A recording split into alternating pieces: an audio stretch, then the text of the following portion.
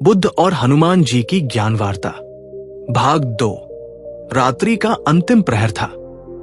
चंद्रमा की शीतल किरणें वन को आलोकित कर रही थी। पीपल के विशाल वृक्ष के नीचे भगवान बुद्ध और पवन पुत्र हनुमान जी शांत भाव से विराजमान थे।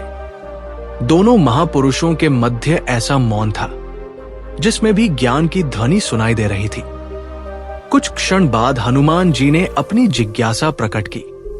भगवान, हनुमान जी बोले, मनुष्य अपने जीवन में सुख की खोज करता है, फिर भी उसे संतोष नहीं मिलता। वह एक इच्छा पूरी करता है तो दूसरी इच्छा जन्म ले लेती है। क्या इच्छाओं का कोई अंत है? बुद्ध ने मुस्कुराते हुए उत्तर दिया, इच्छाएं नदी की धारा के समान है। यदि मनुष्य उन्हें समझदारी से दिशा दे तो वे खेतों को सींच सकती है, लेकिन यदि वे अनियंत्रित हो जाए तो बाढ़ बनकर सब कुछ बहा ले जाती है। इच्छा का अंत वस्तुओं को प्राप्त करने से नहीं, बल्कि मन को संतुष्ट करना सीखने से होता है। हनुमान जी ने कहा, जब मैंने श्री राम की सेवा स्वीकार की तब मेरे जीवन का उद्देश्य स्पष्ट हो गया। उसके बाद मुझे किसी व्यक्तिगत इच्छा का अनुभव नहीं हुआ। बुद्ध ने कहा, जिसे जीवन का उद्देश्य मिल जाता है उसकी छोटी छोटी इच्छाएं स्वयं समाप्त होने लगती हैं। उद्देश्य मनुष्य को ऊंचा उठाता है, जबकि स्वार्थ उसे बांध देता है। कुछ देर बाद हनुमान जी ने पूछा, मनुष्य को सबसे पहले किस पर विजय प्राप्त करनी चाहिए? बुद्ध ने उत्तर दिया, अपने मन पर। जो मनुष्य अपने विचारों को नियंत्रित नहीं कर सकता वो परिस्थितियों का दास बन जाता है। मन ही स्वर्ग का निर्माण करता है और मन ही नरक का। हनुमान जी ने कहा, मैंने देखा है कि युद्ध पहले मन में शुरू होता है, फिर मैदान में पहुंचता है। बुद्ध ने सहमति जताई और बोले, बिल्कुल। यदि मन से द्वेष समाप्त हो जाए तो संसार के अधिकांश संघर्ष अपने आप समाप्त हो जाएंगे। हनुमान जी ने अगला प्रश्न किया, आज मनुष्य बहुत शिक्षित है, परंतु उसके भीतर शांति कम दिखाई देती है। इसका कारण क्या है? बुद्ध ने उत्तर दिया, ज्ञान और सूचना में अंतर है। पुस्तकें पढ़ लेना ज्ञान नहीं है। वास्तविक ज्ञान वह है जो मनुष्य के व्यवहार में दिखाई दे। यदि किसी व्यक्ति का क्रोध, अहंकार और लालच कम नहीं हुआ तो उसकी शिक्षा अधूरी है। हनुमान जी ने कहा, श्री राम ने मुझे कभी मेरे बल के कारण सम्मान नहीं दिया। उन्होंने मुझे इसलिए अपनाया क्योंकि मैं निष्ठावान और विनम्र था। बुद्ध बोले, विनम्रता वह भूमि है जहां ज्ञान का बीज अंकुरित होता है। अहंकारी व्यक्ति सीखना बंद कर देता है, जबकि विनम्र व्यक्ति जीवन भर विद्यार्थी बना रहता है। रात्रि की शांति में दूर कहीं मंदिर की घंटी सुनाई दी। हनुमान जी ने पुनः प्रश्न किया, भगवान, क्या केवल अपने परिवार की सेवा करना ही पर्याप्त है?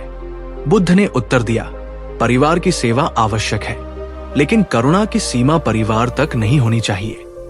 जो प्रत्येक प्राणी में अपने समान जीवन देखता है वही वास्तव में धर्म का पालन करता है। हनुमान जी ने कहा, जब मैं अशोक वाटिका पहुंचा तब मैंने माता सीता का दुख देखा। उस समय मुझे केवल उनका ही नहीं बल्कि समस्त पीड़ित मानवता का दुख अनुभव हुआ। बुद्ध ने कहा, यही करुणा है। जब दूसरे का दुख अपना दुख लगने लगे तभी हृदय जागृत होता है। कुछ समय बाद हनुमान जी ने पूछा, क्या मनुष्य को कठिनाइयों से डरना चाहिए?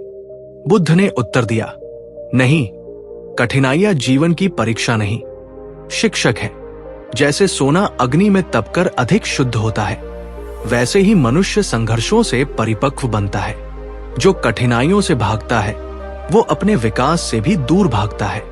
हनुमान जी मुस्कुराए और बोले, यदि मैं समुद्र को देखकर डर जाता तो लंका कभी नहीं पहुंच पाता। बुद्ध ने कहा, साहस भय का अभाव नहीं है। साहस वह शक्ति है जो भय के होते हुए भी सही मार्ग पर चलने की प्रेरणा देती है। धीरे धीरे पूर्व दिशा में प्रकाश फैलने लगा। हनुमान जी ने अंतिम प्रश्न किया, भगवान, मनुष्य अपने जीवन की सफलता कैसे मापे? बुद्ध ने उत्तर दिया, अपने धन से नहीं, अपने चरित्र से, अपने पद से नहीं, अपने व्यवहार से, अपने अनुयायियों की संख्या से नहीं, बल्कि उन लोगों की मुस्कान से जिन्हें तुम्हारे कारण आशा मिली। हनुमान जी ने कहा, मेरे लिए सबसे बड़ा पुरस्कार वो क्षण था जब प्रभु श्री राम ने मुझे अपने हृदय से लगाया।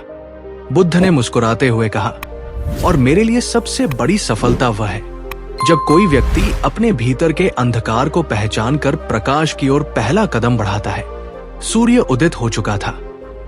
पक्षियों का मधुर संगीत पूरे वन में गूंज रहा था। हनुमान जी ने बुद्ध को प्रणाम किया और कहा, आज मैंने जाना कि भक्ति और प्रज्ञा विरोधी नहीं है। जहां सच्ची भक्ति है वहां विनम्रता है, और जहां सच्ची प्रज्ञा है वहां करुणा है।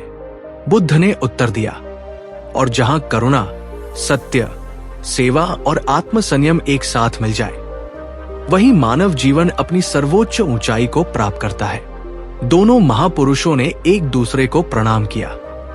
प्रकृति मानो इस दिव्य मिलन की साक्षी बनकर मानवता को यह संदेश दे रही थी कि मार्ग अलग हो सकते हैं, परंतु यदि उनका लक्ष्य सत्य, करुणा, सेवा और आत्मोन्नति है तो वे अंततः एक ही प्रकाश की ओर ले जाते हैं। तो दोस्तों, ये था बुद्ध और हनुमान जी की ज्ञान वार्ता का दूसरा और अंतिम भाग। उम्मीद है आपको ये जरूर पसंद आया होगा।